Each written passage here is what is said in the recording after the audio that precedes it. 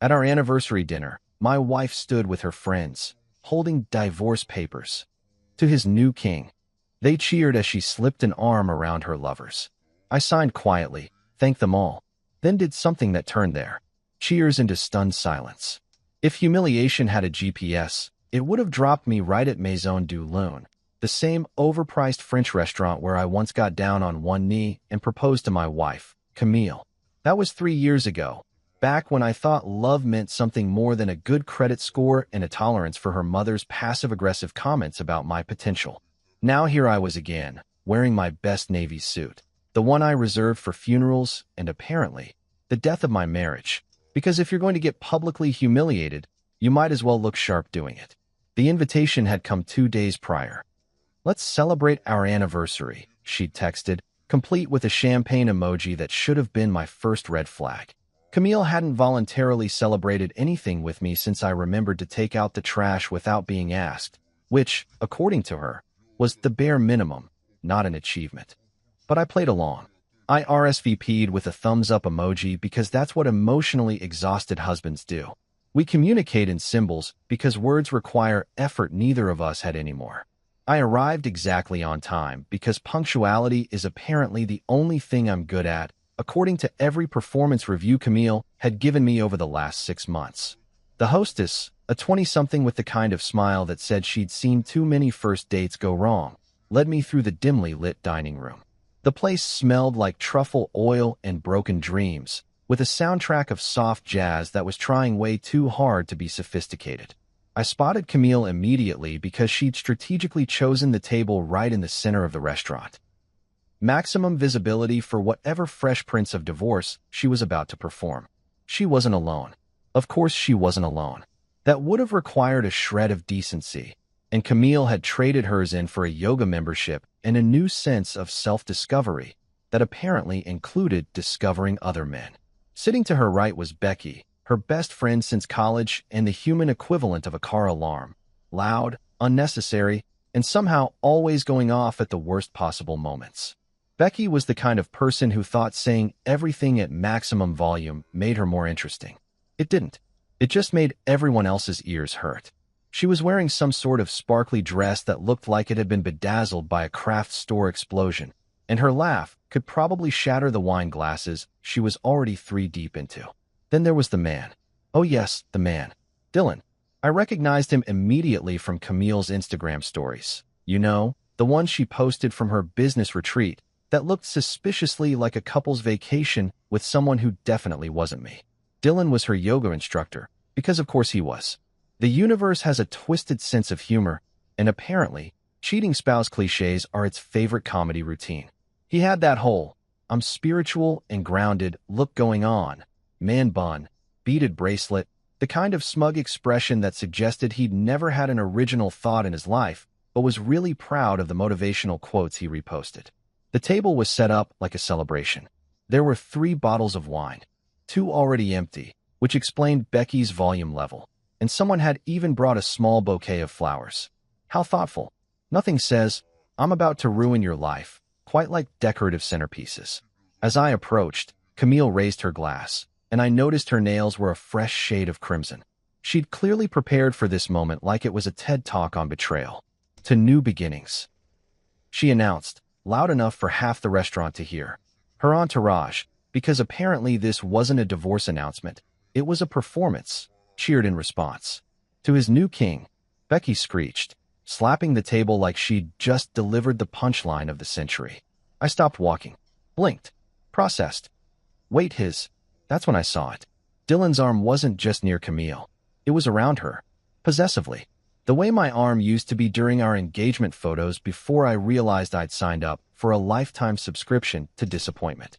He had this satisfied grin on his face, like he'd just won a prize at a carnival. Except the prize was my wife, and the carnival was my life falling apart in real time. Camille reached into her designer purse, the one I'd bought her last Christmas because she'd dropped hints the size of billboard advertisements, and pulled out a crisp manila envelope. She slid it across the table toward me with the kind of dramatic flair usually reserved for soap operas. "Happy anniversary, Milo," she said, and I swear I could hear the satisfaction dripping from every syllable. I picked up the envelope. Opened it. Divorce papers. Neat, organized, already filled out with her lawyer's information prominently displayed at the top. She'd even bookmarked the signature pages with those little sticky tabs. Efficient. I had to give her that. She'd planned my professional destruction with the same energy most people reserved for wedding planning. The table erupted in laughter. Not polite chuckles. Full-blown cackling. Becky was practically crying, mascara starting to run down her face. Dylan was grinning like an idiot, probably mentally composing his next Instagram caption about manifesting abundance or whatever pseudo-spiritual garbage he peddled to lonely housewives. Even the waiter, who'd just arrived with more wine, looked uncomfortable, like he wanted to teleport to literally any other section of the restaurant. This was it. The grand finale. The public execution of Milo Gray, faithful husband, reliable provider, and apparently the world's biggest chump. But here's the thing about being underestimated your entire marriage. People forget you're capable of surprises too. I looked at the papers, looked at Camille, looked at Dylan's stupid man bun. Then I did something that shocked even me. I smiled. Not a sad smile, not a defeated smile.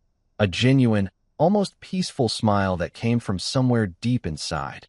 Probably the part of me that had been screaming for 6 months, but I'd been too polite to acknowledge. I pulled out a pen from my jacket pocket, because I'm nothing if not prepared, and signed every single page. Methodically, calmly, while they all watched, their laughter starting to die down into confused silence. When I finished, I slid the papers back across the table. "Thank you," I said quietly, looking Camille directly in the eyes. "Thank you for the show."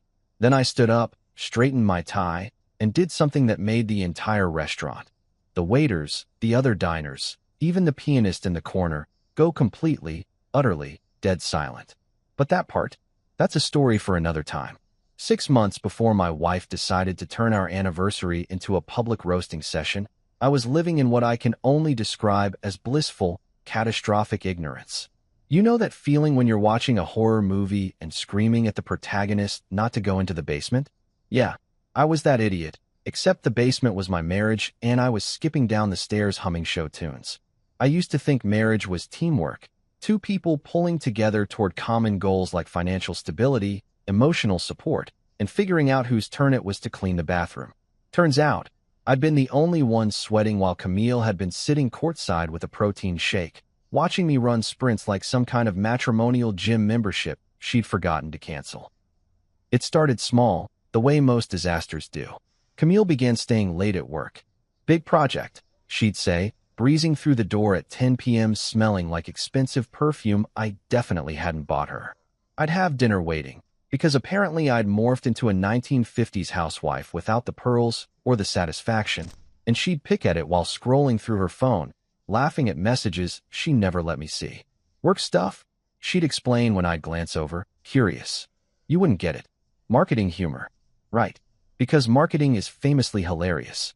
Nothing makes people laugh quite like quarterly projections and target demographics. Then came the girls' nights. Every Thursday, like clockwork, Becky would pick her up, honking that obnoxious horn on her white SUV that probably had more monthly payments than my student loans, and Camille would transform.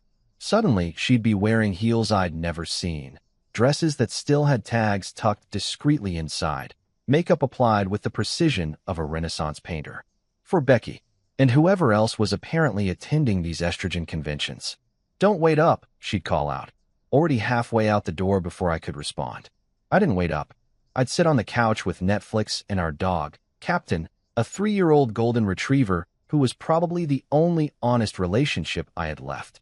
At least when Captain wanted something, he'd just stare at me and drool. No mind games. No passive-aggressive comments about my career trajectory or why I hadn't hustled my way into upper management yet. "She's just stressed," I'd tell Captain, who would tilt his head like even he wasn't buying it. "Work's been crazy. The merger, remember?" Captain would yawn. He was a better judge of character than I was. I should have known something was wrong when Camille started saying she was finding herself. That's code, by the way. When your spouse says they're finding themselves, what they actually mean is they're finding someone else. But I was supportive, encouraged it, even. Bought her books with titles like Awakening Your Inner Goddess and The Power of Intentional Living, which she'd stack on her nightstand and never read, because self-help books are just decorative items for people who want to look introspective. She joined a gym, then a yoga studio, then a Pilates class. Suddenly, my wife had more workout routines than a Navy SEAL, except instead of getting fit for combat, she was getting fit for, well, I'd find out soon enough. It's important to prioritize wellness. She'd lecture me while I made her post-workout smoothies, kale, spinach, protein powder that tasted like liquidized sadness. You should come with me sometime. Self-care isn't selfish, Milo. I worked 60 hours a week as a project manager at a construction firm, juggling deadlines, angry contractors, and a boss named Gerald who thought motivational speeches involved yelling and veiled threats about job security. My idea of self-care was remembering to eat lunch and not crying in the company bathroom. But sure, Camille, tell me more about prioritizing wellness while I fund your spiritual journey. The real kicker? I thought I was being a good husband. Revolutionary, I know. I did the laundry, folded her clothes the way she liked, shirts faced left, pants folded in thirds, don't even get me started on the sock pairing system, and made sure the house was clean when she got home. I bought flowers every Friday from the grocery store, those prearranged bouquets that cost $12 and scream, I'm trying. I'd leave little notes on the bathroom mirror, have a great day, with a smiley face, because nothing says romance like dry erase markers and forced positivity. I was basically a walking Hallmark card with a mortgage and a 401k I'd been contributing to a loan for the last 8 months. Then came the morning that changed everything. The morning I went from clueless husband to amateur detective faster than you can say, emotional devastation. It was a Tuesday. I remember because Tuesdays were trash days and I'd just dragged 3 bins to the curb, feeling accomplished about my contribution to neighborhood sanitation. Camille was already gone.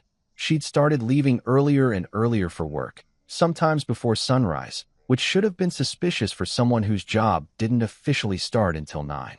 I was making coffee when I saw it. Her smartwatch, just sitting there on the kitchen counter, charging cable still attached. She'd forgotten it. Camille never forgot her smartwatch. That thing was like a third arm to her, constantly buzzing with notifications, tracking her steps, monitoring her heart rate like she was training for the Olympics instead of attending marketing meetings. The screen lit up. A notification. My eyes were drawn to it automatically, the way you can't help but look at a car crash or a Facebook argument in the comments section. Dylan breathed deep yoga studio. Great session, babe. Same time tomorrow? Fire red heart. I stared at that message for a solid 30 seconds. Read it again and again, hoping somehow the words would rearrange themselves into something innocent. Maybe Dylan was a woman. Maybe babe was a term yoga instructors used for all their clients. Maybe the fire emoji and heart emoji were just enthusiastic customer service? Who was I kidding? I picked up the watch, scrolled through the messages with hands that had started shaking somewhere around the second heart emoji. There were dozens. Hundreds, maybe. Messages spanning weeks. You're amazing. Can't stop thinking about last night. When can I see you again? And Camille's responses, flirty and eager in a way she hadn't been with me since our honeymoon. And even that was debatable. Dylan. Dylan breathed deep. What kind of name was that? Was Breathe Deep even a real last name, or had he legally changed it for branding purposes? The guy taught yoga for a living and somehow had become the leading man in my wife's secret side quest. Nothing says infidelity quite like a heart emoji after a downward dog. I stood there in my kitchen, coffee forgotten, trash bins successfully on the curb, world successfully imploding, holding evidence of my wife's affair in the palm of my hand. The smartwatch vibrated again. Another message from Dylan. Missing you already, face blowing a kiss. Captain walked over and sat at my feet, sensing something was wrong. He nudged my leg with his nose. Yeah, buddy, I muttered, putting the watch back exactly where I'd found it. Me too. That was the moment. The exact second when Milo Gray, professional doormat and husband of the year, died. And someone new, someone who was done being the punchline, was born. Once you know what you're looking for, the truth stops hiding and starts practically waving at you from across the room. After the smartwatch incident, which I'd mentally filed under things that destroyed my soul before breakfast, I started seeing evidence of Camille's affair everywhere. And I mean everywhere. It was like one of those optical illusion pictures where once someone points out the hidden image, you can't unsee it. Except instead of a dolphin or an old woman's profile, I was seeing Betrayal in high definition, surround sound, director's cut edition. The late nights suddenly made sense. Those weren't overtime hours at the marketing firm. Camille worked for a mid-sized company that sold organic skincare products to people with too much money and not enough skepticism. They weren't curing cancer. They weren't launching rockets. They were peddling overpriced face cream with names like Youth Elixir and Radiance Serum that probably cost $3 to manufacture and sold for $80. Nobody was staying late for that. Nobody except my wife, apparently, who discovered that Late at the Office was excellent cover for Late at Dylan's apartment doing poses that definitely weren't in any yoga manual. Then there was her phone. The phone that was suddenly more protected than nuclear launch codes. She'd changed her passcode. I noticed because I tried to use it one morning when mine was dead and I needed to check my work email. 6 attempts later, after trying every combination of important dates I could remember, I was locked out and she was giving me a lecture about privacy and boundaries and personal space. "It's not that I don't trust you," she'd said, which is what people say right before explaining exactly why they don't trust you. "It's just that everyone deserves their own private space, even in marriage." Sure, Camille. Privacy. That's definitely what you need it for. Not to hide the 17,000 messages from some guy named Dylan who thinks namaste is a personality trait. Her phone was always face down now, always on silent. And she'd developed this nervous habit of checking it every 30 seconds like she was waiting for news about a hostage situation. Which, in a way, I guess she was. Except the hostage was our marriage and the ransom note was written in heart emojis. The scented candles were new too. Suddenly our bedroom smelled like a Bath and Body Works had exploded. Vanilla bourbon, eucalyptus mint, something called Midnight Jasmine that cost $45 and came in a glass jar you could probably use as a weapon. I'd come home to find them burning on every surface, creating this whole aromatherapy situation that I definitely hadn't requested. "It's for ambience," Camille explained when I asked. "For relaxation. You should try being more mindful, Milo. Not everything needs a practical purpose." Right. Except these candles did have a practical purpose, covering up the fact that she'd been testing them out somewhere else first. Probably at Dylan's place, which I imagined looked like a Pottery Barn catalog threw up in a meditation center. I'd bet money he had a salt lamp, multiple salt lamps, and one of those water fountains that's supposed to bring positive energy but really just makes you need to pee. But the real evidence? The stuff that would hold up in court if marriage had a justice system? That came from the lingerie. I discovered it by accident. I was putting away laundry, because of course I was. That's what I did. I was the laundry fairy, and I found a receipt in the pocket of one of Camille's blazers. Victoria's Secret, $347. $347 for underwear that probably used less fabric than a handkerchief. Now, I'm not a fashion expert. My idea of dressing up involves pants without elastic waistbands. But I knew one thing for certain. None of that lingerie had made an appearance in our bedroom. I would have remembered. Our intimate life had become about as exciting as watching paint dry, except less colorful and somehow more depressing. We hadn't had what you'd call relations in weeks, maybe months. I'd stopped counting because keeping track of rejection is bad for mental health. So where was all this fancy underwear going? It sure as hell wasn't for my benefit. I kept quiet. This is important. I didn't confront her, didn't cry, didn't throw things or demand explanations, or do any of the dramatic stuff you see in movies where the betrayed spouse has a public meltdown and smashes dishes. That's amateur hour. That's what she'd expect. That's what would make her the victim in the story she'd already started writing in her head. No, I played it cool, smiled, acted normal. Why ruin her fun when I could be planning mine? She thought I was clueless. Thought I was just dumb. Reliable Milo who'd keep doing laundry and making smoothies and pretending everything was fine while she lived her best life with some guy who probably introduced himself as a wellness coach and had opinions about chakras. It was cute, really, watching her think she was getting away with it. Meanwhile, I became Sherlock Holmes with a Wi-Fi connection. I had access to our bank accounts, joint finances, the dream of every couple that thinks they'll last forever. I started checking our credit card statements with the dedication of a forensic accountant. And let me tell you, the story they told was better than any mystery novel. Charges at hotels I'd never been to. The Riverside Inn. The boutique on Fifth.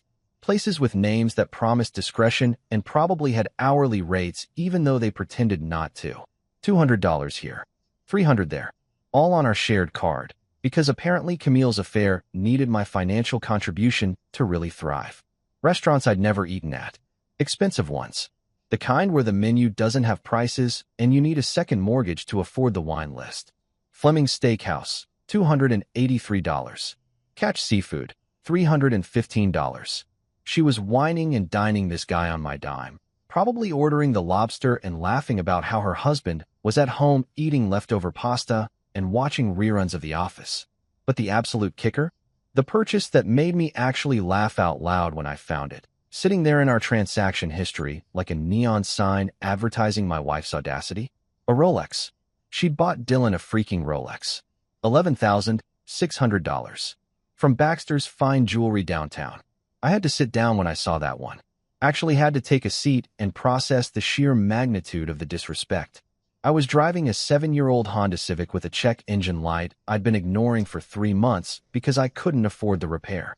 But sure, Dylan breathed deep needed a Rolex. For teaching people to stretch. For being enlightened.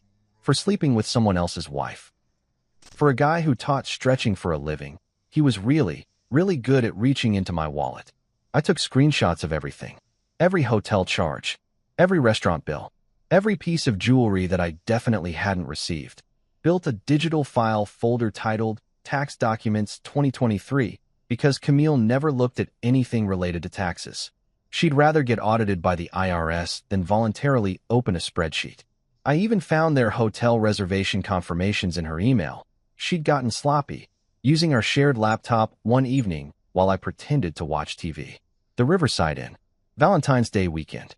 While I'd been at a work conference in Phoenix, she'd been playing house with Yoga Boy in a suite with a hot tub. The reservation was under Mr. and Mrs. Dylan Thompson. Mrs. Dylan Thompson. She'd even practiced being his wife.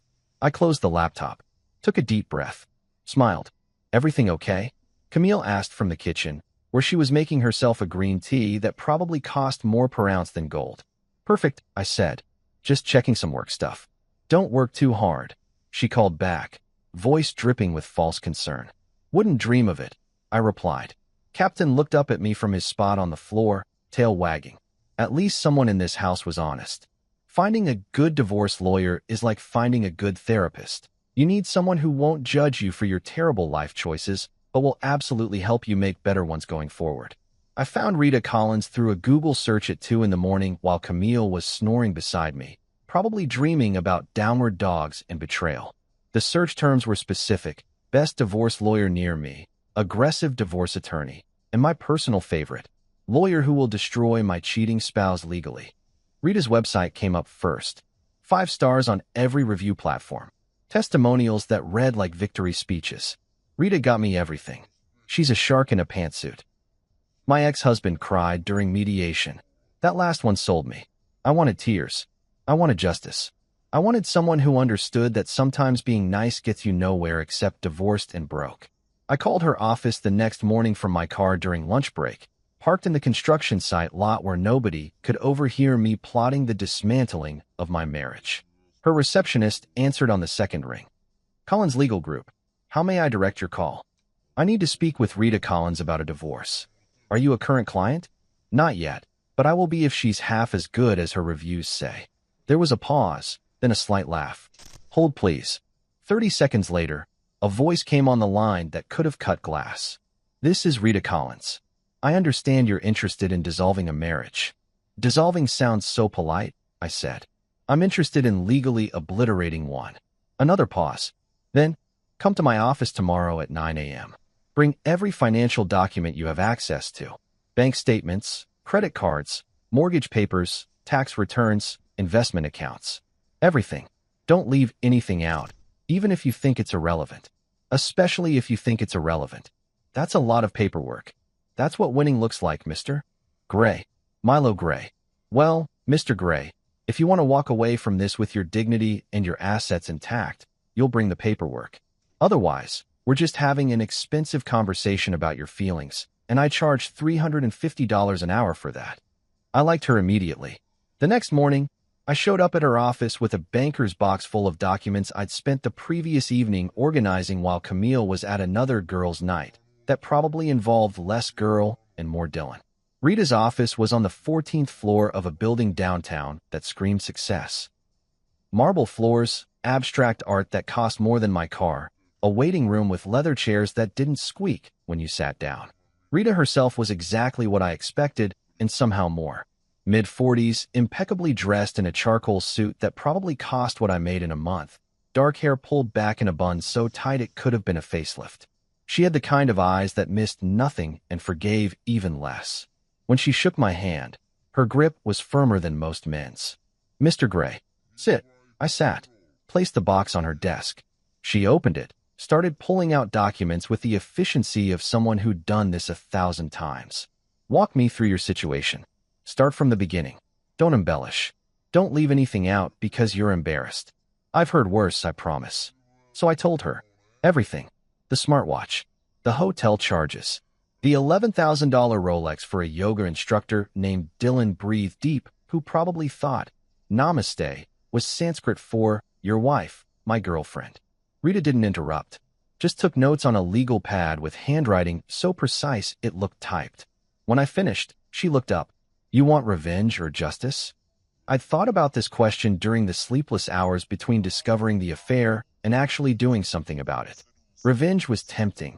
Public humiliation, scorched earth, making sure everyone knew what Camille had done.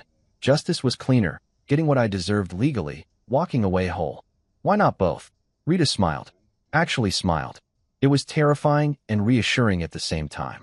"I was hoping you'd say that. Let's get to work." We spent the next 3 hours going through every document I'd brought. And that's when the real story emerged. The one that made me go from heartbroken husband to genuinely angry human being. Camille had been moving money. Our money.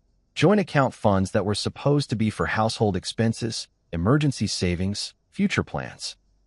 She'd been systematically transferring them to her personal account. Small amounts at first. 500 here. 1,000 there. Nothing that would trigger immediate alarm bells. But over the last 6 months, she'd moved nearly $40,000. "Look at this," Rita said, pointing to a series of transactions. "She's been documenting expenses she claims you made. High-end electronics, gambling debts, bar tabs. See these notes in the transaction history." I leaned forward. Sure enough, there were memos attached to several transfers. Milo's poker night, $800. Milo's new gaming system, $200. Covering Milo's bar tab again, $650. "I don't play poker," I said flatly. "I don't have a gaming system. And I haven't been to a bar in 6 months because I've been too busy being a perfect husband while she destroyed our marriage." "I know," Rita said. "She's building a case, making it look like you're financially irresponsible. That way, when the divorce happens, she can argue she needs more because you've been bleeding the accounts dry." That's... I couldn't even finish the sentence. The audacity was breathtaking. "That's fraud," Rita finished. "And it's going to be her downfall. Here's what we're going to do." What we did was methodical, surgical. Rita helped me freeze our joint accounts, legally, citing suspected fraudulent activity, which wasn't even a lie. We collected evidence of every false transaction, every fabricated expense. Rita had a forensic accountant friend named Marcus who looked like an accountant.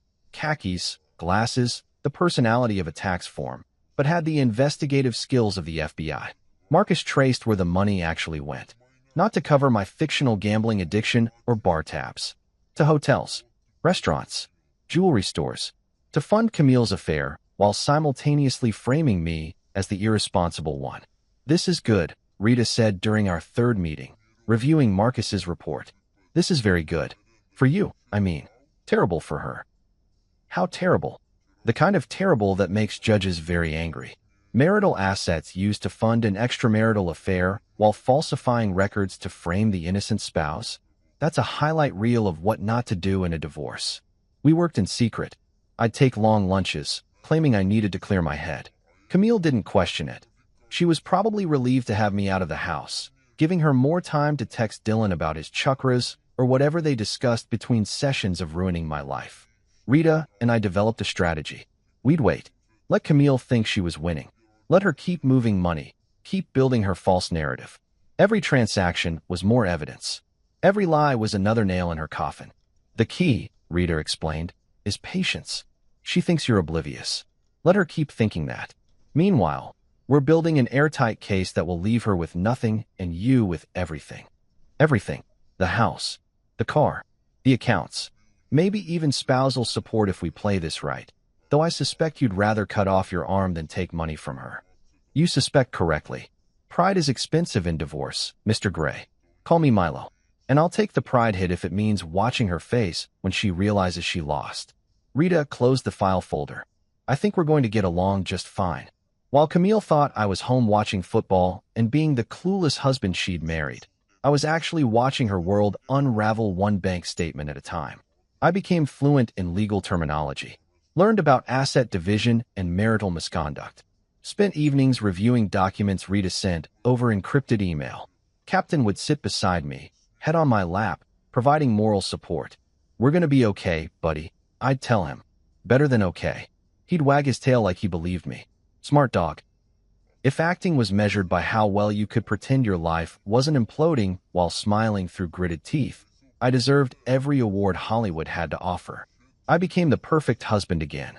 Not just good, perfect. The kind of husband that makes other wives point at their men and say, "Why can't you be more like him?" It was a performance for the ages, and Camille had front row seats without even realizing she was watching a show. I started bringing her breakfast in bed. Not just coffee and toast. I'm talking the whole production. Scrambled eggs with chives. Turkey bacon because she decided regular bacon was too inflammatory. Fresh squeezed orange juice that required me to wake up 30 minutes early just to wrestle with citrus fruit like I was training for some kind of agricultural combat.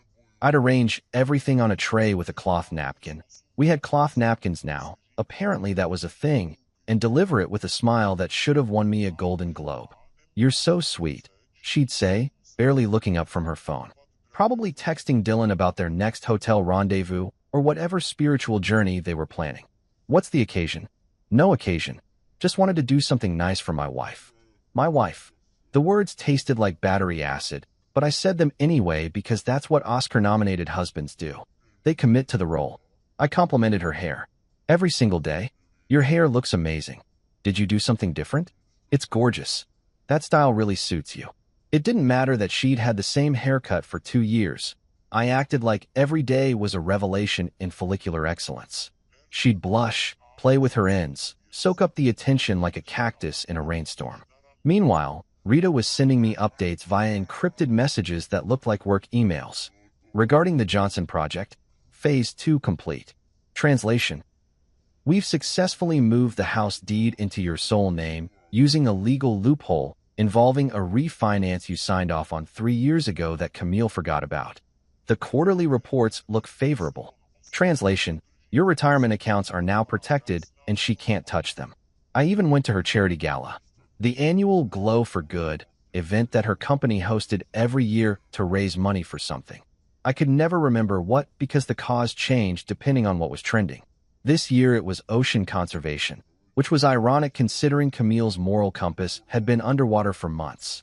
The gala was at the Grandview Hotel ballroom, the kind of place where a glass of wine costs $20 and they call it an investment in the cause.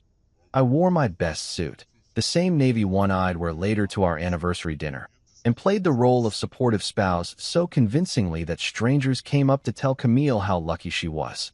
"You've got a good one," an older woman named Margaret said, patting Camille's arm. Margaret was on the board of directors, had more money than God, and wore pearls that probably cost more than my annual salary. So attentive, so present. You don't see that much anymore. "I know," Camille said, smiling at me with those perfect white teeth she'd had professionally bleached. "I'm very fortunate." Fortunate. That was the word she used. Like I was a lottery ticket she'd scratched off and won instead of a human being she'd systematically betrayed for half a year. I smiled back, squeezed her hand, thought about the spreadsheet Rita had shown me earlier that day detailing every fraudulent transaction. "We're both lucky," I said. Dylan was there too, because of course he was.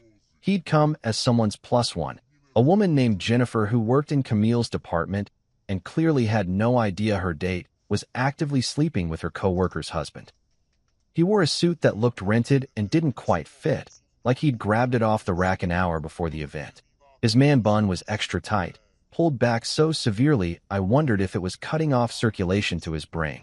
Not that there was much up there to circulate. I watched them try not to look at each other. It was painful.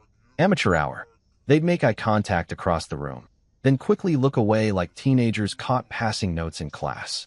At one point, Camille excused herself to go to the bathroom, and exactly 90 seconds later, Dylan did the same. They weren't even trying to be subtle. I waited 5 minutes, then followed. Not into the bathroom. I'm not a creep. But I positioned myself near the hallway where I could see them emerge. Sure enough, they came out together, Camille adjusting her dress, Dylan looking like he'd just won a prize at a carnival. They exchanged a quick word. She touched his arm, and then they went separate ways.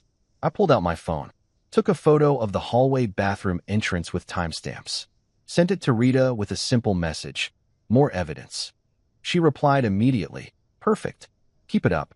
Back at the table, Camille's mother Patricia had arrived.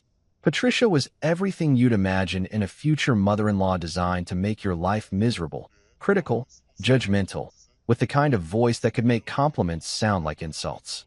She wore designer everything and had opinions about everything else. Milo, she said, air-kissing near my cheeks without actually touching me because God forbid. You look well. Still at that construction company. Project management, yes. Still there. That was Patricia's signature sound, which could mean anything from mild disapproval to active disgust. And they haven't promoted you yet? Camille mentioned you've been there for what, 6 years? 7 years. She sipped her wine like it personally offended her. You know, Camille's father was VP by 32. Just something to think about. Camille's father had also inherited his position from his father, but pointing that out would have required Patricia to acknowledge that nepotism existed, and that wasn't the kind of reality she lived in. I'll keep that in mind, Patricia. Thank you. You're lucky she tolerates you. Patricia continued, because apparently we weren't done. My daughter could have married anyone. She had options. I smiled. Actually smiled. A real, genuine smile that came from somewhere deep in my soul where I'd stored every ounce of patience I had left. You're absolutely right, Patricia. She did have options. And she chose me. Isn't that something? Patricia's face did this thing where she couldn't decide if I was being sincere or sarcastic. She settled on her default expression, mild constipation, and turned back to her salad. Camille reached over and squeezed my hand. Thanks for being here, she whispered. I know these events aren't your thing. Anything for you, I whispered back. And I meant it. Anything to make sure you think I'm completely oblivious while Rita and I build the legal equivalent of a nuclear bomb with your name on it. The next week, I took Camille to her favorite Italian restaurant, Lorenzo's, a place in Little Italy where the pasta was handmade and the waiters acted like they were doing you a favor by bringing food. We sat outside on the patio under string lights that were supposed to be romantic, but mostly just attracted moths. This is nice, she said, twirling linguine around her fork. We should do this more often. Definitely. I agreed, cutting into my chicken parmesan. I feel like we've been disconnected lately. I want to work on us. The lie came out so smoothly, I almost believed it myself. Me too, she said, and I wondered if she actually believed what she was saying or if she was also acting. Maybe we were both frauds at this point, just sitting across from each other delivering lines in a play neither of us wanted to be in. By then, Rita had helped me quietly transfer everything valuable. The house was in my name, sole ownership, thanks to that refinance paperwork and a technicality involving primary mortgage holders. The car, a newer Honda CR-V Camille had insisted we buy last year, was registered to me. The bank accounts that hadn't been frozen were emptied and redistributed into accounts she didn't know existed. Every asset we'd built together was slowly, methodically, legally being moved out of her reach. How's work? I asked, because that's what husbands ask.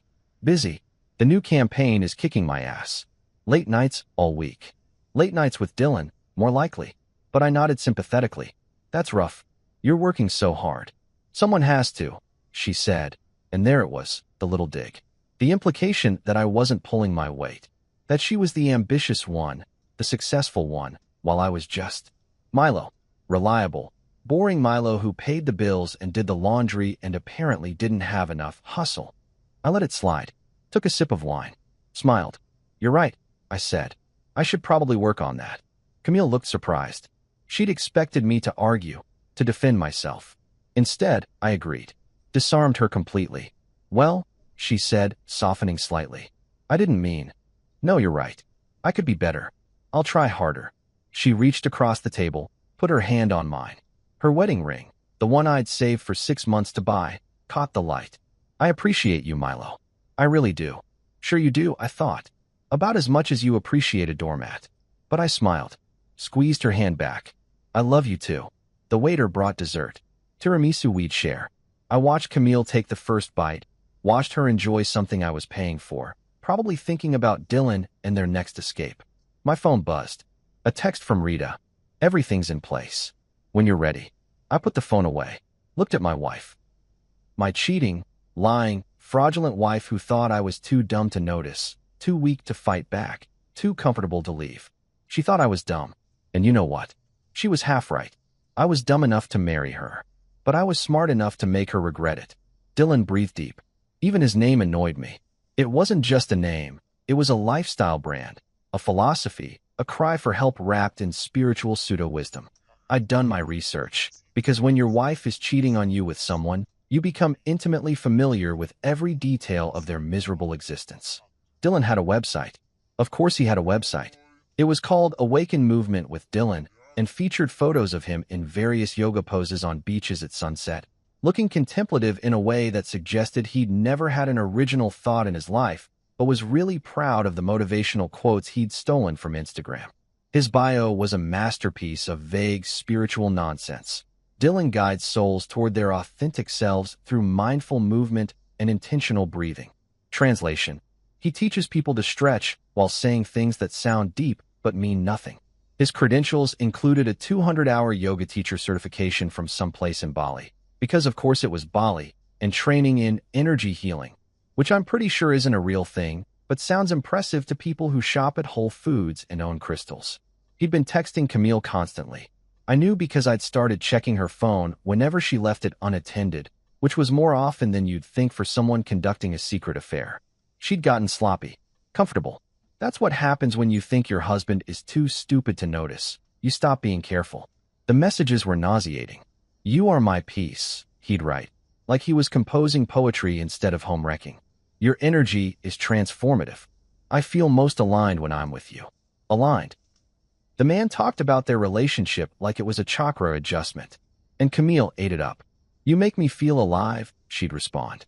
I've never felt this connected to anyone. Which was interesting because I distinctly remembered our wedding vows where she'd promised to feel connected to me for the rest of her life. Apparently that warranty had expired. But my favorite, and by favorite I mean the one that made me want to throw my phone into traffic, was when Dylan sent, "You deserve someone who sees your light." Buddy, I paid the electricity bill that powered her light. I'd been seeing it for 7 years. But sure, tell me more about illumination while you're sleeping with someone else's wife in hotels I'm financing. I decided to follow them. Not in a creepy stalker way, in a justified, evidence-gathering, preparing for legal warfare way. There's a difference. One gets you a restraining order, the other gets you a favorable divorce settlement. It was a Thursday evening, girls' night, according to Camille's calendar. She'd left the house wearing black jeans that could have been painted on and a top that definitely wasn't appropriate for hanging out with Becky unless Becky had suddenly developed an interest in seduction. Her perfume, the expensive one I'd bought her for Christmas, lingered in the hallway long after she'd gone. I waited 5 minutes. Fed Captain, who looked at me with those knowing eyes that suggested even the dog thought this was a terrible idea. "I'll be back, buddy. Hold down the fort." He tilted his head, probably wondering why I was talking to him like he understood complex instructions. But dogs are good listeners, and at that point, he was the only honest relationship I had. I followed Camille's car, the CRV I'd been making payments on, from a safe distance. She was a terrible driver, constantly checking her phone at red lights, switching lanes without signaling, the kind of person who made everyone else's commute dangerous. She headed downtown, past the business district, into the trendy part of the city where everything was overpriced and underportioned. She parked near a rooftop bar called Elevation. How fitting. A place literally named after height for people who thought they were above everyone else.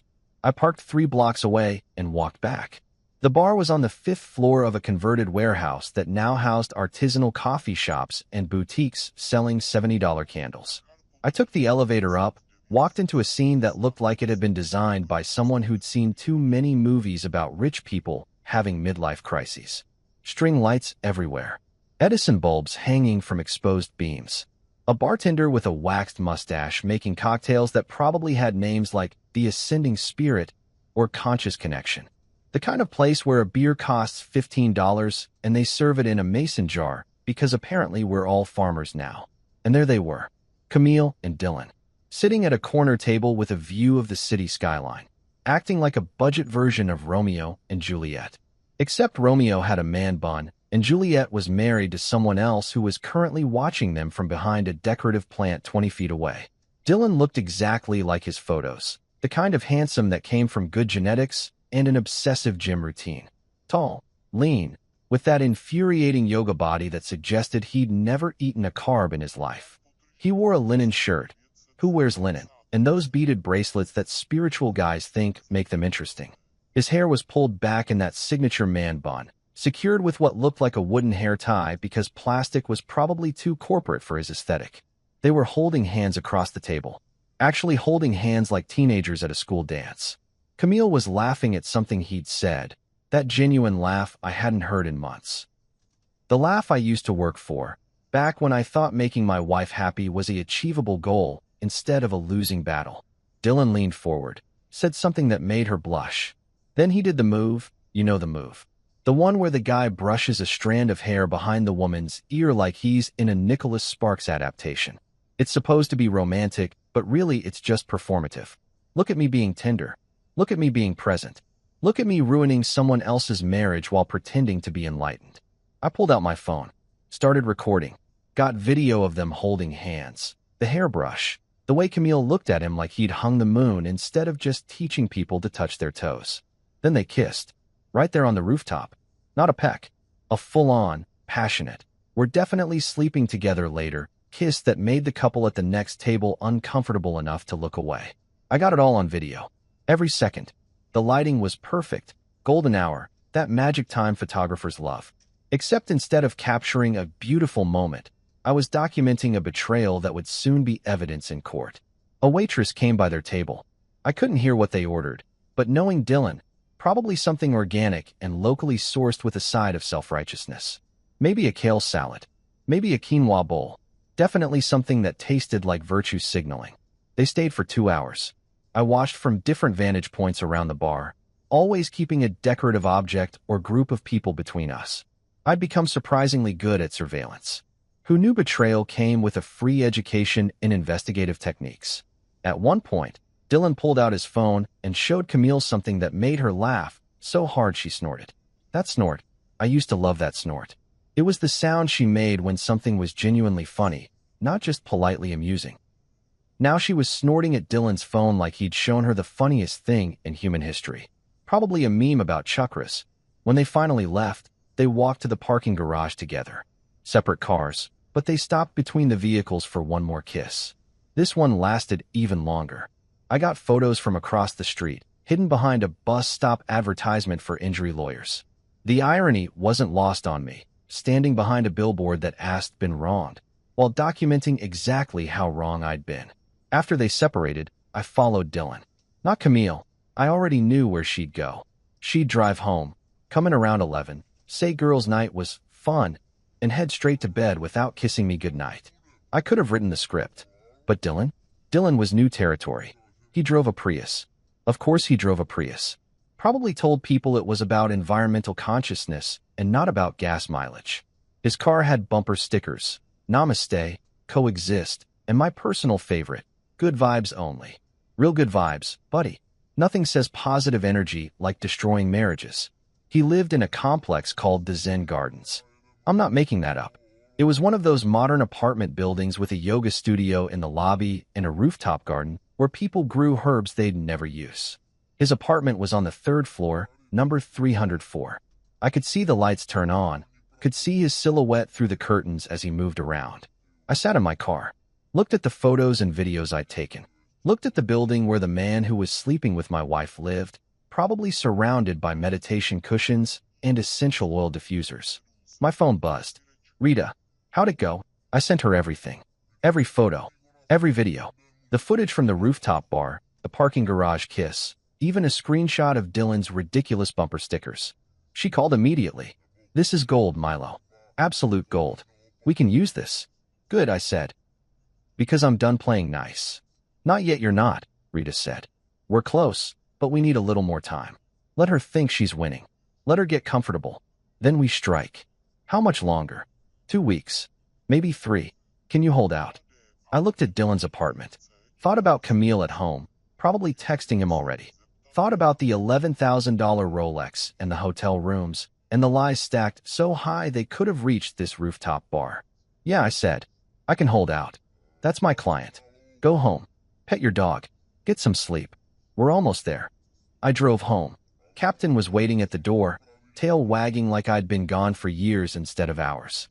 Good news, buddy, I said, scratching behind his ears. We got him. Captain barked. He always was the smartest one in the house. 1 week before our anniversary, Camille did something she hadn't done in 6 months. She touched me, voluntarily, without me initiating it or begging for scraps of affection like a lonely golden retriever. I was making coffee, my usual morning routine that involved stumbling around half awake while trying not to burn the house down, when she came up behind me and wrapped her arms around my waist. I nearly dropped the coffee pot.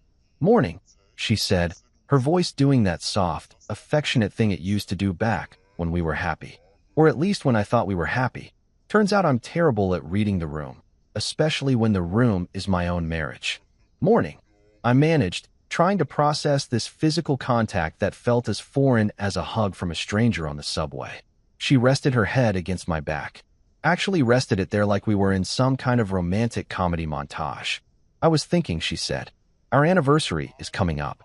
Oh, I knew. I'd been counting down the days like a prisoner marking time on a cell wall. 7 more days until whatever she had planned. 7 more days of pretending I didn't know my marriage was a theatrical production and I was the only one who hadn't read the script.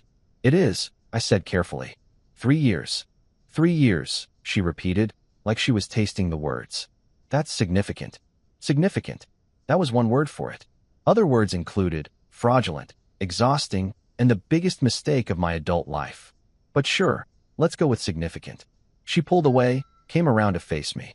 Her eyes, those same blue eyes I'd fallen for at a coffee shop 7 years ago when she'd accidentally grabbed my latte and apologized with a smile that made me forget my own name, were looking at me with something that resembled warmth.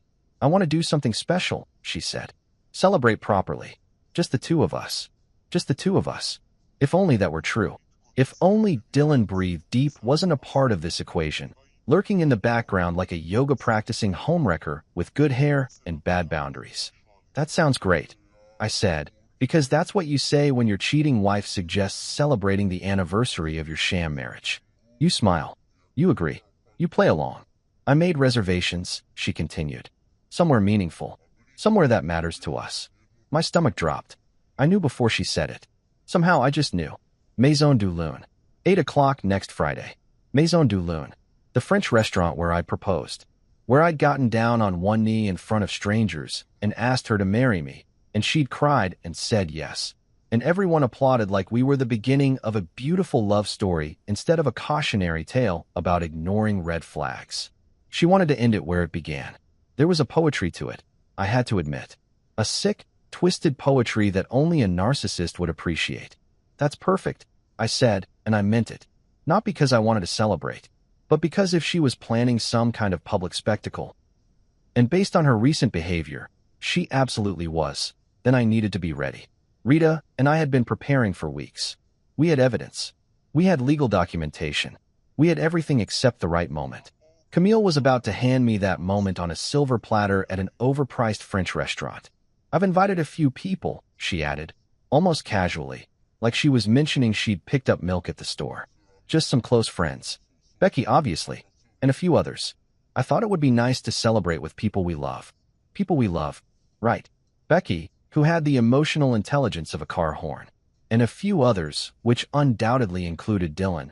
Because why would you destroy your husband privately when you could do it publicly with your boyfriend in attendance. Sounds great, I said again. I was really getting good at this lying thing. Maybe I'd missed my calling. Forget project management. I should have been an actor. She kissed my cheek. Actually kissed it. The affection was so unexpected I almost flinched.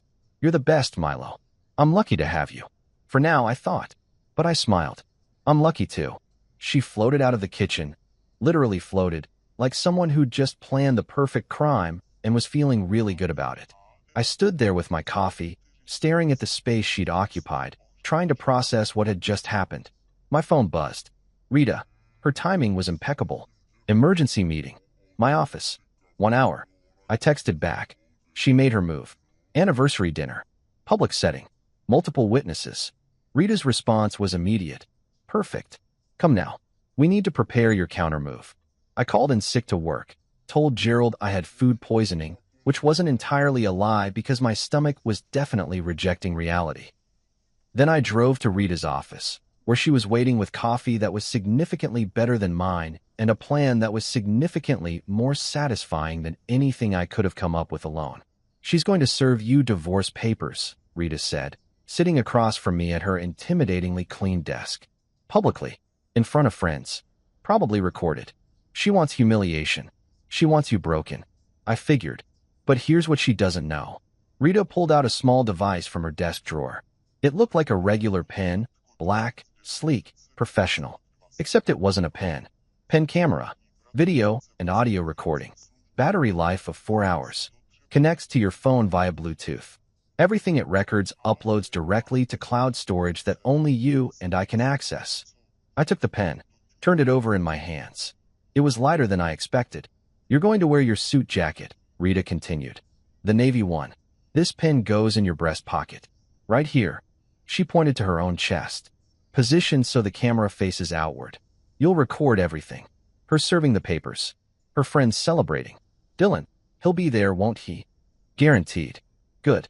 Record him too. Record all of it. Whatever speech she gives, whatever humiliation she's planned, you document it. Every second. And then, Rita smiled. That terrifying, beautiful smile that meant someone was about to have a very bad day, and it wasn't going to be me. Then you give them a show they'll never forget. I've prepared something special. A little surprise that'll be showing on your phone, which you'll conveniently project onto the restaurant screens. They have TV screens there, don't they? In the bar area. For sports. Perfect. You're going to excuse yourself during the dinner. Bathroom break. Whatever. You're going to connect to their system. I'll send you instructions and queue up a special video compilation.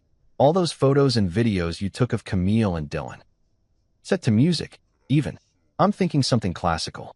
Really lean into the drama. I stared at her. You made a video? I made a masterpiece. When you're ready, after you've signed whatever papers she gives you, after she thinks she's won, you press play.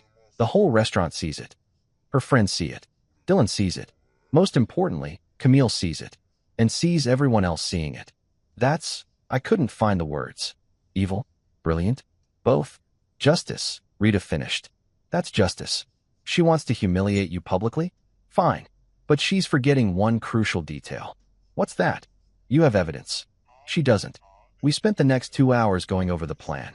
Rita walked me through the technical aspects. How to position the pen camera, how to connect to the restaurant's Wi-Fi, how to cast from my phone to their screens.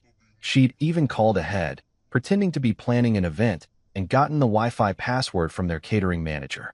Practice this at home, she instructed. Multiple times. You need to be smooth. Confident. If you fumble with the technology, you lose the impact. I won't fumble. Good. Because this is your one shot. You mess it up, she wins. You nail it. You walk away from this marriage with your dignity, your assets, and the satisfaction of knowing she lost everything. I practiced that night, and the next night, and every night leading up to Friday. I'd stand in front of my bathroom mirror with the pen in my pocket, pretending to receive divorce papers, pretending to sign them, then walking through the motions of pulling out my phone and connecting to an imaginary screen. Captain watched these rehearsals with what I can only describe as concern. It's fine, buddy, I'd tell him. I'm not having a breakdown. I'm having a breakthrough. He'd tilt his head. Dogs are judgmental creatures when they want to be. Camille got more affectionate as the week went on. She'd touch my arm when talking. smile at me across the dinner table, ask about my day like she actually cared. It was the kind of behavior that would have thrilled me 6 months ago. Now it just felt like a predator playing with food before the kill. Thursday night. She was in the bathroom getting ready for bed when her phone lit up on the nightstand. A text from Becky. Tomorrow's going to be epic. He has no idea, LOL. I took a photo of the screen. Sent it to Rita. She replied, "Oh, he has an idea. See you at showtime." Friday morning arrived. Camille woke up early, practically bouncing with energy. "Big day," she said, kissing my forehead before heading to the shower. "Big day," I agreed. I got dressed carefully. Navy suit, white shirt, the pen camera positioned perfectly in my breast pocket. I checked my phone. Rita had sent the video file labeled anniversary_surprise.mp4. I downloaded it, tested the Wi-Fi connection. Everything worked flawlessly. Before leaving, I knelt down to captain's level. "Wish me luck, buddy." He licked my face. Good enough. At 7:45 p.m., I pulled into the parking lot of Maison du Loon, the same restaurant where I'd promised forever, the same place where that forever was about to officially end. But this time I was ready. This time, I was writing the ending.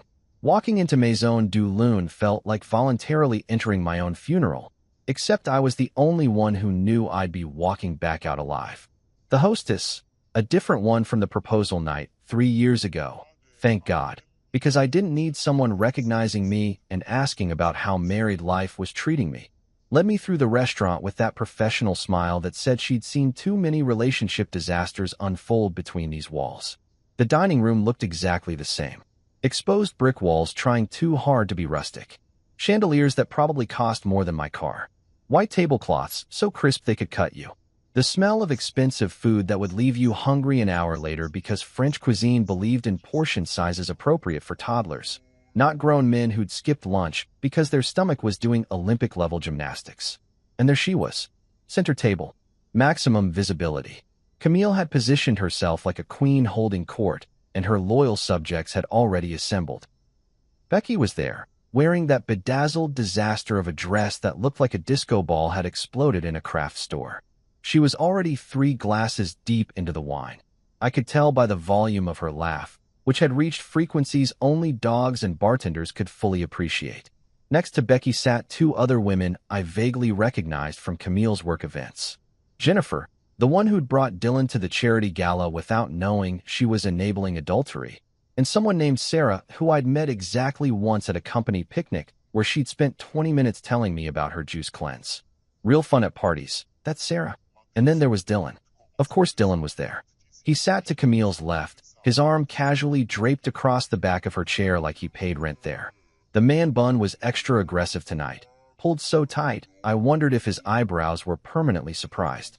He wore a button-down shirt, probably linen, definitely wrinkled in that "I'm too spiritual to care about ironing" way, and those beaded bracelets that I'd seen in every photo, like they were part of his skeletal structure. They all looked up when I approached. Camille's smile was radiant. Practiced. The kind of smile you give someone right before you stab them in the back, except she was going for the front this time. More dramatic that way.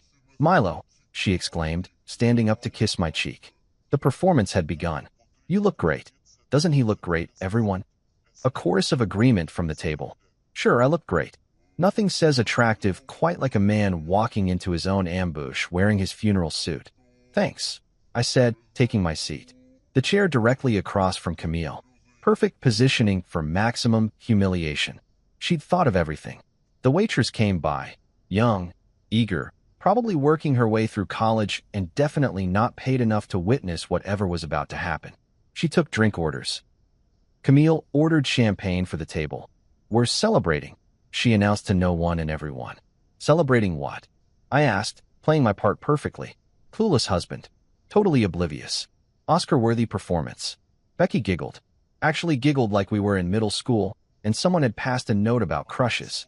"You'll see," she said, her voice hitting a pitch that made the wine glasses vibrate. The champagne arrived. 6 glasses. Camille raised hers first, standing up because apparently sitting down wasn't theatrical enough.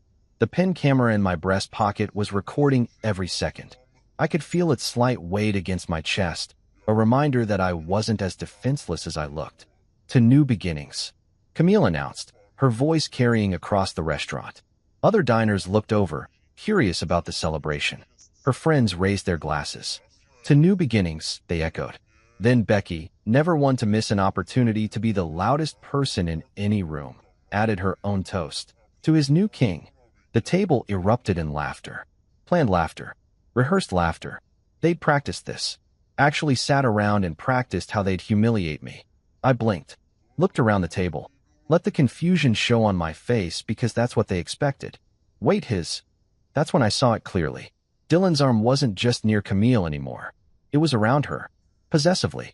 Proudly. Like he'd won a prize at a carnival. Except the prize was my wife, and the carnival was my personal hell. Camille reached into her designer purse, the Michael Kors bag I'd bought her for her birthday, because I'm a generous idiot, and pulled out a manila envelope. Crisp. Professional. Definitely expensive legal stationery because even betrayal has production values. She slid it across the table toward me with the kind of dramatic flair that suggested she'd watched too many legal dramas. The envelope landed in front of my champagne glass. "Happy anniversary, Milo," she said, her voice dripping with satisfaction. I picked it up. My hands were steady. Rita had made me practice this part too. Don't shake. Don't show weakness. Just open it calmly like you're checking the mail. Inside were divorce papers. Neat, organized, already filled out with her lawyer's information prominently displayed. She'd even used those little sticky tabs to mark where I needed to sign. Efficient. Professional.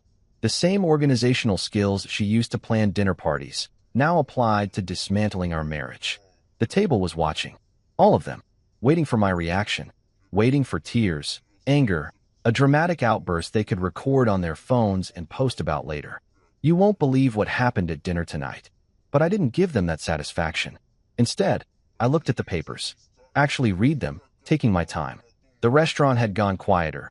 Other diners sensing drama. That universal human instinct to watch car crashes and relationship implosions. "Well," I said finally, pulling out a pen from my jacket. Not the camera pen, an actual pen I'd brought specifically for this moment. "I guess we're doing this." Camille looked surprised. She'd expected resistance. Begging maybe. Definitely not calm acceptance. "You're going to sign? Just like that? What else would I do?" I asked, finding the first signature line. "You clearly want this. You've obviously put a lot of thought into it. Who am I to stand in the way of your happiness?" I signed the first page, then the second, then the third, methodically, calmly, while the table watched in increasingly confused silence. This wasn't the script they'd written. The husband was supposed to fight back, make a scene, give them something to talk about. Dylan looked uncomfortable. Good. I hoped he was squirming in his linen shirt, realizing that maybe this was happening too easily, that something fell off. When I finished signing, I slid the papers back across the table, looked Camille directly in the eyes, those blue eyes that had once made me forget my own name, now just reminding me of every lie she'd told. "Thank you," I said quietly. "Sincerely. Thank you for the show. This has been incredibly enlightening." The table stirred. Whispers. Confused glances. Camille's smile flickered. "That's it," Becky said, disappointed. "You're just okay with this?" Why wouldn't I be? I stood up, straightening my tie, the pen camera capturing everything from my breast pocket. She wants to be with Dylan. Dylan wants to be with her. Everyone's getting what they want. It's practically a fairy tale. I picked up my champagne glass, took a sip, let them sit in the uncomfortable silence. "Actually," I said, setting the glass down, "since we're celebrating new beginnings and everyone's being so honest tonight, I have something too. A little anniversary surprise of my own." Camille's face changed, just slightly, a flicker of uncertainty. "What do you mean?" I pulled out my phone. "Well, you shared your news. Only seems fair I share mine." The restaurant had a large TV screen in the bar area, visible from most tables. They usually showed sports, football, basketball, whatever game was on. But tonight they were about to show something much more interesting. I'd practiced this part 50 times. Connecting to their Wi-Fi took 3 seconds. Finding the casting option took 2 more. Pulling up the video file Rita had prepared, the masterpiece compilation of every photo and video I'd taken of Camille and Dylan over the past weeks, took another 3. "What are you doing?" Camille asked, her voice rising slightly, the confidence cracking. "Sharing," I said simply. "Isn't that what we're doing tonight? Sharing our truth." I pressed play. The screen flickered. The restaurant's sports highlight reel disappeared. In its place, a video began, set to classical music. Rita had chosen Vivaldi's Winter, which was perfect because it was cold, dramatic, and about to freeze everyone in this restaurant. The first image appeared. Camille and Dylan at the rooftop bar, holding hands, kissing. The timestamp clearly visible. 3 weeks ago. Camille's face went white. Actually white, like someone had drained the blood directly from her body. The video continued. More photos. The parking garage kiss. Hotel check-in selfies I'd found on her cloud storage that she thought was private. Text message screenshots with Dylan calling her my goddess, and her responding with heart emojis and promises. The restaurant went completely, utterly, dead silent. Becky dropped her fork. The clatter echoed. Dylan looked like he wanted to crawl under the table and die there. Jennifer, poor, innocent Jennifer, gasped audibly. Sarah stopped mid-sip of her wine, mouth hanging open. Other diners had turned to watch. Some pulled out their phones. I could see them recording. This was going to be on social media within the hour. Camille's worst nightmare. Public humiliation. Except she wasn't the one doing the humiliating anymore. The video played for 2 full minutes. Every incriminating photo. Every romantic text. Every lie she told me while I was home doing laundry and paying bills. When it ended, the screen went black. Then a single line of text appeared, white letters on black background. Happy anniversary, Camille. Wish granted. I pocketed my phone. Looked at my wife, ex-wife now, I guess, since I'd signed the papers, and smiled. A genuine, peaceful smile that came from somewhere deep inside where I'd stored 3 years of frustration and 6 months of betrayal. You wanted an unforgettable night, I said. Consider this my gift. The silence was delicious. Absolutely delicious. The silence in Maison du Loon lasted approximately 5 seconds before absolute chaos erupted. Camille stood up so fast her chair tipped backward and crashed to the floor with a sound that made every person in the restaurant jump. Her face had gone from white to red so quickly I wondered if she was having some kind of medical emergency. Spoiler alert, she wasn't. She was just experiencing the consequences of her actions in real time, which for people like Camille felt a lot like dying. You, she started, but the words wouldn't come. Her mouth opened and closed like a fish out of water, desperately trying to form sentences, but only managing to look like she was practicing silent screaming.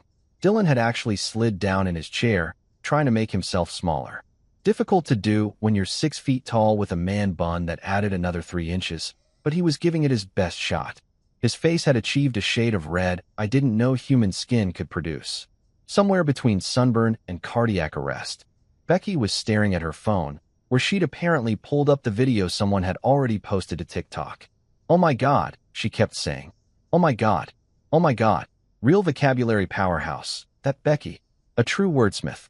Jennifer had her hand over her mouth, looking between Dylan and Camille like she was watching a tennis match in hell. Sarah had actually started crying. The whether from secondhand embarrassment or because her juice cleanse had left her emotionally unstable, I couldn't tell. The other diners were recording everything. Multiple phones pointed at our table like we were a live episode of reality TV. Which, I guess we were. Real Housewives of Broken Marriages, or whatever they'd call this disaster. You recorded us? Camille finally managed to say, her voice shaking with what I assumed was rage but could have been humiliation or possibly both mixing together into some kind of emotional cocktail. I documented evidence. I corrected. There's a difference. One sounds creepy. The other sounds smart. You had no right. Actually, I interrupted, pulling out my phone again. I had every right. Those were taken in public places. That's you and Dylan at a rooftop bar. You at the Riverside Inn. You spending $11,000 of our joint money on a Rolex for your yoga instructor boyfriend. Should I keep going? Because I have spreadsheets. Rita made me spreadsheets. At the mention of Rita's name, Camille's face did something new. Recognition. Fear. The dawning realization that I hadn't just stumbled into this moment. I'd planned it. You have a lawyer, she said flatly. I have a great lawyer. You should get her number. Except you can't, because she's mine and you're going to need someone who specializes in losing cases. Dylan finally found his voice. It came out as a squeak. This is really uncool, man. I turned to look at him. Really look at him. The man who'd been sleeping with my wife, spending my money, living in my marriage like a parasite with good hair and flexible hamstrings. Uncool. I repeated. You're calling me uncool? You're wearing a shirt made of linen to a formal restaurant. You have a bracelet made of beads like you're at a summer camp friendship ceremony. Your last name is Breathe Deep, which I'm 90% sure isn't even real. And you're lecturing me about cool. He opened his mouth, closed it. Apparently had nothing. That's what I thought, I said. The manager appeared then, a small French man named Henri who looked like he wanted to be anywhere else on earth. Monsieur, I must ask you to. I'm leaving, I said, standing up. Don't worry. The show's over. And dinner's on her. I pointed to Camille. She's got plenty of money. She's been stealing mine for 6 months. I walked out of that restaurant with my head high and my dignity intact. Behind me, I could hear Camille starting to cry. Real, ugly crying that made me feel absolutely nothing. I'd used up all my sympathy over the last 6 months while she was busy destroying us. The valet brought my car around. I tipped him $20 because he'd had to witness that disaster and deserved compensation for emotional trauma. My phone started blowing up before I even left the parking lot. Rita called first. I answered on Bluetooth. Please tell me it went exactly as planned, she said. Better, I replied. The restaurant manager's nephew posted it on TikTok. Silence. Then, you're joking. I wish I was. Check your phone. Search Divorce Restaurant Karma. We're trending. I heard typing on her end. Then laughter. Actual, genuine laughter that sounded like she was having trouble breathing. Oh my God, Milo. Oh my God. The title is When Hubby Serves Karma Instead of Dessert. It has 200,000 views already. How many? 200,000. In 30 minutes. This is viral. Like, actually viral. You broke the internet. By the time I got home, the video had hit 500,000 views. Captain met me at the door, tail wagging, completely oblivious to the fact that his owner had just become a social media phenomenon. I scratched behind his ears and checked my phone again. The comments were gold. Pure gold. This is how you handle a cheater. Respect. The classical music sent me. Not all heroes wear capes. Some wear navy suits and bring receipts. Dylan Breathe Deep?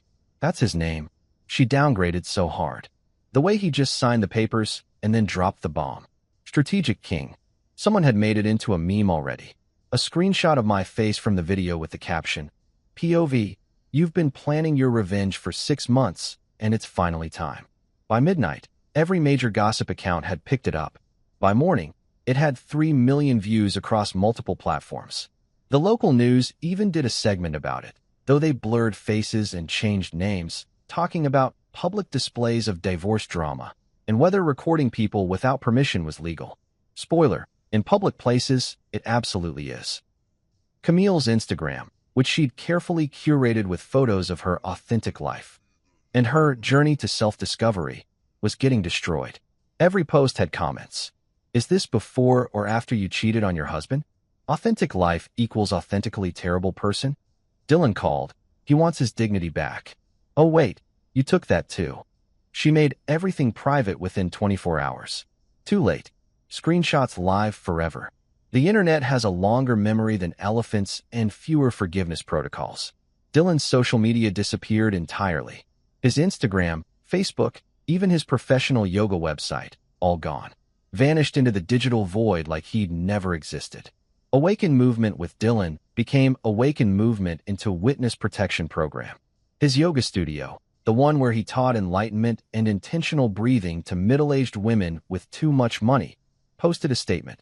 Dylan Thompson is no longer affiliated with our practice. We wish him well on his journey. Corporate speak for, we fired him so fast he got whiplash.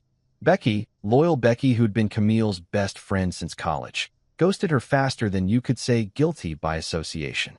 Turns out when your best friend becomes internet famous for being a terrible person, friendship has limits. Who knew? Jennifer and Sarah? Also gone. Unfollowed on social media. Blocked her number. Probably burned any photos they had together in some kind of cleansing ritual. Camille tried texting me. Multiple times. We need to talk. This is insane. You're insane. You ruined my life. Please, can we just talk? I didn't respond. There was nothing to say. Rita had advised against any communication that wasn't through lawyers, and for once in my life, I was taking good advice. Patricia, Camille's mother, did call though. Left a voicemail that was 10 minutes of her explaining how this was somehow my fault for not supporting Camille's growth and stifling her authentic self. I deleted it without listening to the whole thing. Life's too short for Patricia's opinions. The legal fallout was even more satisfying than the social media explosion. Rita worked fast, faster than I thought possible. Within a week, everything was finalized. The house. Mine. Sole ownership. Camille had signed away her rights when she'd moved all that money fraudulently. Turns out judges really don't like it when you steal from joint accounts while framing your spouse. The car? Mine. The CRV she'd been driving around. The one I'd been making payments on while she used it to visit Dylan? I had it towed from her mother's house where she'd been staying. She called me 17 times that day. I didn't answer once. The bank accounts? Frozen initially, then divided according to what was actually fair, which meant I got back everything she'd stolen plus interest. Rita was a magician with financial law. The savings account we'd been building for a house upgrade?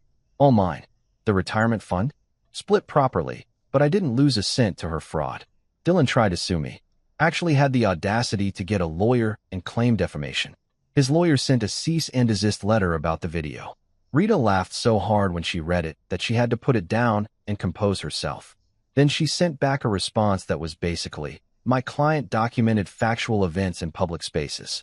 Your client is a public figure who teaches yoga professionally. This falls under newsworthy content. Also, truth is an absolute defense to defamation. Try again." We never heard from Dylan's lawyer after that. But my favorite part? The absolute best part of this entire disaster? Captain, the dog. Our golden retriever who'd been Switzerland during the marriage, loving both of us equally. Camille tried to claim him in the divorce. Argued that she'd been the one to pick him out at the shelter, that she'd named him Captain, that he was hers. Rita scheduled a home visit. The judge wanted to see where the dog would be living with each person. Camille was staying at her mother's apartment. Small. No yard. Patricia was allergic to dogs but dealing with it because her daughter needed support. I had the house. Fenced backyard. Dog door. Captain's entire life was in that house. But the real kicker? When Camille came to pick Captain up for the home visit, he growled at her. Actually growled. This dog who'd never shown aggression to anyone in his entire life. Who'd been friendly to mailmen and squirrels, and that one time a raccoon broke into the garage. This dog looked at Camille and growled. Then he came and sat next to me, leaned against my leg, made his choice. The judge awarded me full custody. Good boy, Captain. Very good boy. 6 months after the dinner that broke the internet and my marriage simultaneously, I moved into a new apartment on the west side of the city. 14th floor. Floor-to-ceiling windows that overlooked downtown. 2 bedrooms. One for me, one for an office where I could actually work without someone sighing dramatically in the background about my lack of ambition. The place came with a balcony big enough for Captain to sunbathe and judge the people walking below, which had become his favorite hobby besides eating and reminding me that I was worth more than a cheating wife and her yoga instructor boyfriend. My mornings now consisted of black coffee, the good stuff, not the cheap grocery store brand I'd been buying to save money for Camille's shopping habits, and silence. Blessed, beautiful silence. No one asking me to communicate more emotionally. No one criticizing my career choices while spending $11,000 on a Rolex for someone else. No one pretending to go to girls' night while actually going to Dylan's apartment to practice poses that definitely weren't in any yoga manual. Just me, Captain, and the view of a city that suddenly felt full of possibilities instead of obligations. The apartment came furnished with minimal effort on my part. Turns out when you're not financing someone else's affair, you have disposable income for things like couches that don't sag in the middle and kitchen appliances that actually work. I bought a TV that was bigger than necessary. Got a coffee maker that probably had more features than my car. Adopted a plant named Gerald after my old boss, because it required minimal attention and occasionally looked dead, but kept surviving anyway. Work got better too. I'd gotten a promotion 2 months after the divorce finalized, project manager to senior project manager, which came with a raise that would have made Patricia choke on her wine if she knew. Turned out when you're not emotionally exhausted from a failing marriage, you actually have energy for career advancement. Who knew? Camille tried texting once. Just once. About 3 months into my new life. Can we talk? I looked at that message for a solid minute. Thought about all the conversations we'd had over 7 years together. The good ones in the beginning, when we'd stayed up late talking about dreams and plans. The mediocre ones in the middle, when we talked about groceries and bills. The non-existent ones at the end, when she'd been too busy texting Dylan to notice I was in the same room. I replied with a link. Not to the viral video. That felt too obvious. Instead, I sent her a YouTube link to a yoga tutorial. Downward dog for beginners. Because I'm petty, but I'm creative about it. She blocked my number immediately after that. Perfect. Rita called every few weeks to check in, though our conversations had shifted from legal strategy to genuine friendship. Turned out when you go through a war together, you bond. She'd invite me to her book club sometimes. A group of lawyers who drank wine and argued about plot holes in legal thrillers. I fit right in. You should write a book, Rita said one evening after her book club had spent an hour debating whether John Grisham understood actual courtroom procedure. About the whole experience. Call it something catchy. Like what? How to stretch your patience until it snaps, she suggested, grinning. Or namaste away from my wife. I actually considered it. Maybe I would write it someday. Maybe not.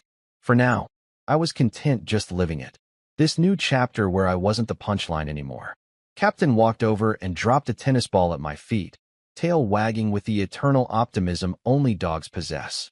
You're right, buddy, I said, scratching behind his ears. It's a good life. He barked in agreement.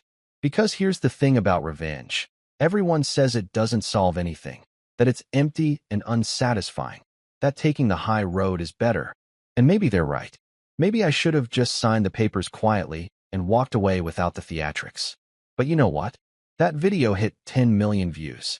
Camille's influencer career died harder than our marriage. Dylan's yoga studio went out of business. And I got the house, the dog, and the last laugh.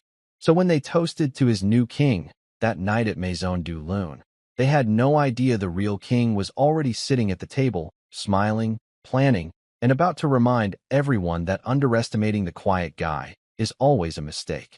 Turns out I wasn't the idiot husband after all. I was just patient. And patience, as it turns out, is the best revenge you can buy.